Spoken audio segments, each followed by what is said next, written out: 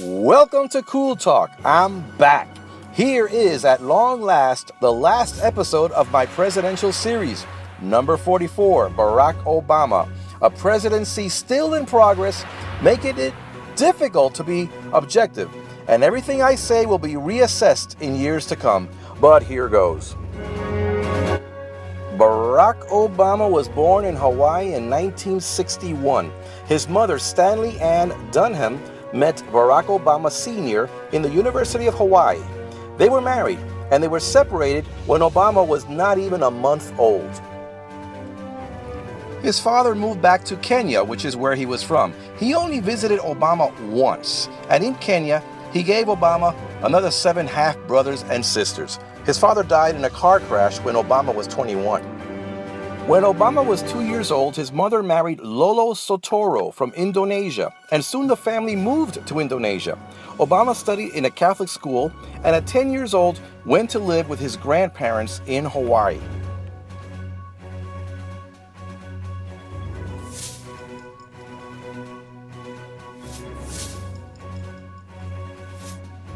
Obama admitted to some drug use when he was a young man. He was a bit of a party animal, but he went to Harvard Law School, became active in civil rights litigation and neighborhood economic development. In 1989, he met Michelle Robinson at a Chicago law firm. They married in 1992. Sadly, his mother passed away 3 years later of ovarian and uterine cancer. Obama and Michelle had 2 daughters, Malaya and Sasha. He was elected Illinois State Senator in 1997 and became Senator of Illinois in Washington in 2005. He voted against the Iraqi war during the Bush years and impressed many at the Democratic National Convention. In 2008, he decided to run for president. Many thought former First Lady Hillary Clinton was a shoo-in, but he got the nomination and he ran against Republican veteran and war hero John McCain. Promising hope and change, Obama won easily and became the first African American to become president. It was a historic moment, and many celebrated, especially African Americans across the country. Little did Obama know what was coming.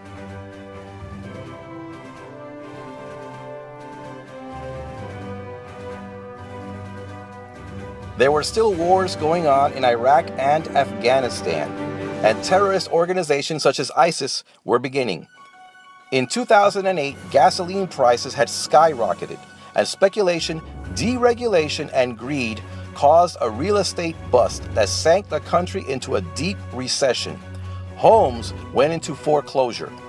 Banks closed. Businesses shut down, and unemployment surged. It was a horrible way to begin a presidency.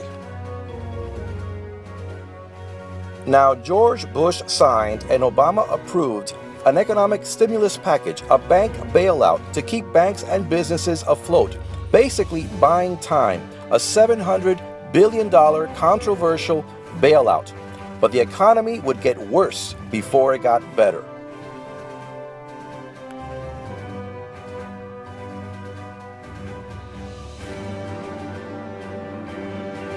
Obama was inaugurated using the Lincoln Bible, Abraham Lincoln's Bible.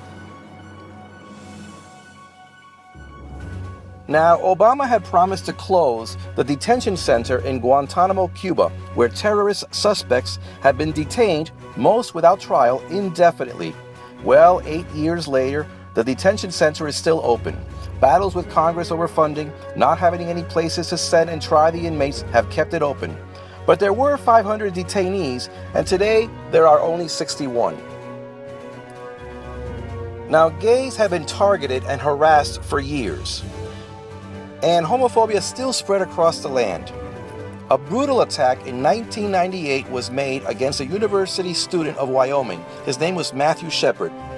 He was strung up on some fence post, beaten, and left to die.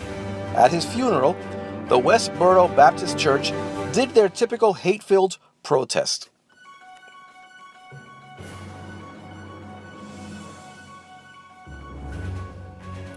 That same year, James Byrd Jr., an African American who campaigned against the death penalty, was caught by some white supremacists, chained, beaten, and dragged behind the truck until he died. Racial epithets were later written all over his grave. Obama signed what would be called the Matthew Shepard and James Byrd Act. It was an expansion of the hate crime, and it would also include strict rules against gender, sexual orientation, and mental disabilities discrimination. Gays would be able to serve in the armed forces openly. And when the Supreme Court upheld the right to same-sex marriage, the White House joined in the festivities. There was a new council for women and girls, headed by many, including Vice President Joe Biden, who would struggle and fight against sexual harassment and abuse against women. The Affordable Health Care Act, or Obamacare as many know it. Today, 90% of Americans are insured, but that still leaves over 30 million Americans without it. So we still have a way to go. And penalizing those who don't sign up for some kind of insurance has been controversial. Some find the Affordable Health Care Act confusing, difficult for some small businesses to carry. There is talk about repealing it or changing it, but it seems that a universal health care plan will come out of this someday. Obama is in favor of more gun control, but he's bumped heads with the NRA and gun lobbyists, and he has not been successful in getting his ideas passed. Obama has opened new relationships with Cuba, becoming the first sitting president to visit Cuba in over 50 years. He opened this dialogue through intermediary Pope Francis. Obama has had a shaky relationship with Israeli Prime Minister Netanyahu, pressuring him not to build settlements on Arab land in East Jerusalem. Netanyahu has also looked uneasily as Obama has softened his stance toward Iran. In exchange for Iran giving up any plans for developing nuclear power, Obama agreed to lift economic sanctions that have been in place in Iran since 1979. Obama also has an uneasy relationship with Russian leader Vladimir Putin, though Russia and the U.S. did sign an agreement to limit long-range nuclear weapons. Several Middle Eastern countries rebelled against their governments in what was called the Arab Spring. Obama assisted the rebels in Syria fight the president of Assad. He ordered airstrikes, but it was a lot of bluster. Assad remained in power, and Obama was called out for making threats that he could not deliver.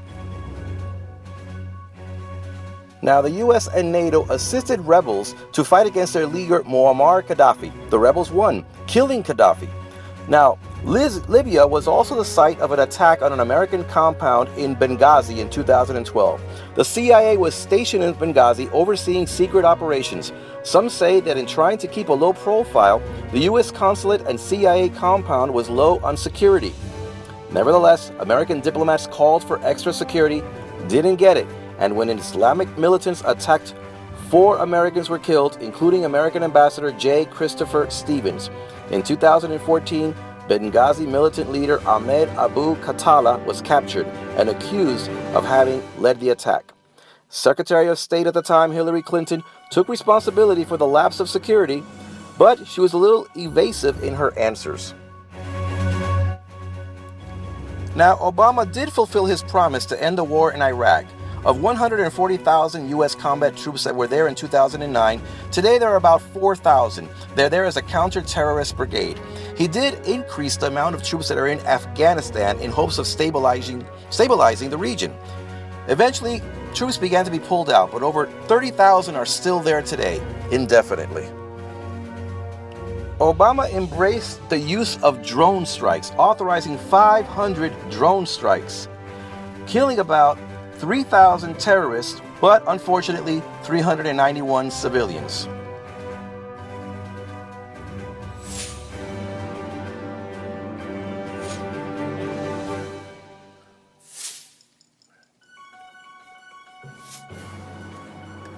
Between 2010 and 2011, security personnel reported the probable whereabouts of Osama bin Laden, the terrorist mastermind behind the attacks of 9/11.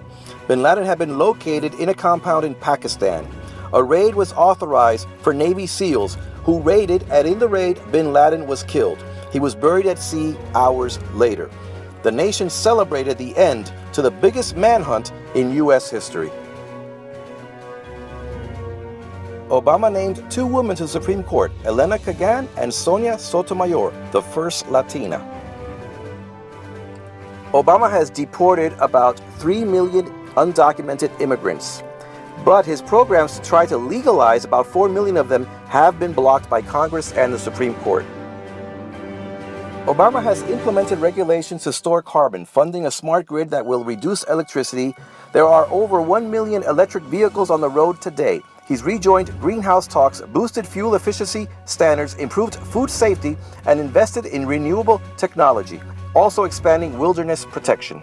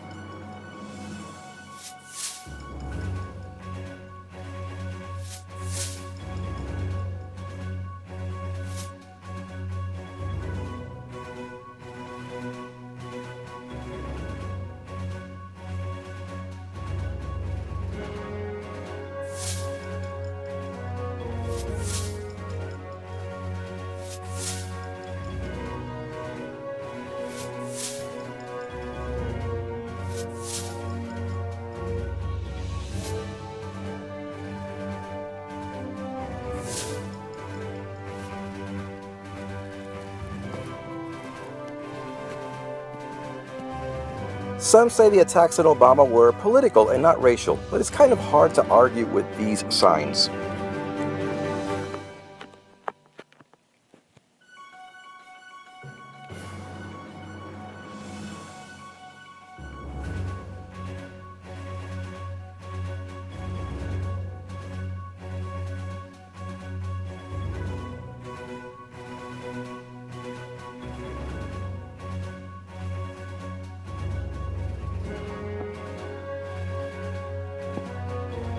We've had recurring shootings of black people by the police. We've had attacks on the police officers. We've had movements like Black Lives Matter, leading up to All Lives Matter, leading to spreading unrest, leading to a white young man shooting up a black church, and then having Confederate flags being taken down and put up again, and then signs saying "Take Back America," whatever that means. In summary, these have been racially tense times, to say the least.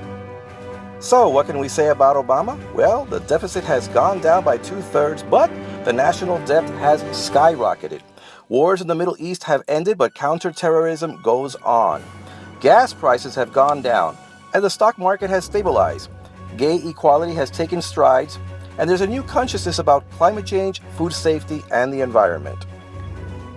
However, the government stalemate and the media war have polarized the nation. I hope things get better.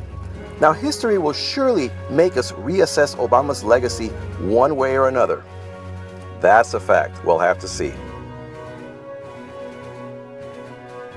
Now, here's my 2 cents. If you made $50,000 last year in taxes, $40 of your tax dollars went to food stamps and other welfare programs, government assistance, in other words. However, over $3,000 of your tax money went to make up for all the corporate taxes that other corporations did not pay. All these corporations here don't pay taxes. In fact, 1 out of 4 corporations pay no taxes. So the problem is not this guy, it's this guy. Let's keep it real, folks. You think this guy has enough bottled water? Well, I say we have enough weapons. Look at our defense budget. 52% of what we spend every year goes towards the military. I mean, can we spread that wealth out a little bit? But hey, what do I know? Maybe some future leader will answer those questions for me. In the meantime, that was the last video of my presidential series. I hope you enjoyed it. This is Cool Talk. Comment below, or better yet, subscribe.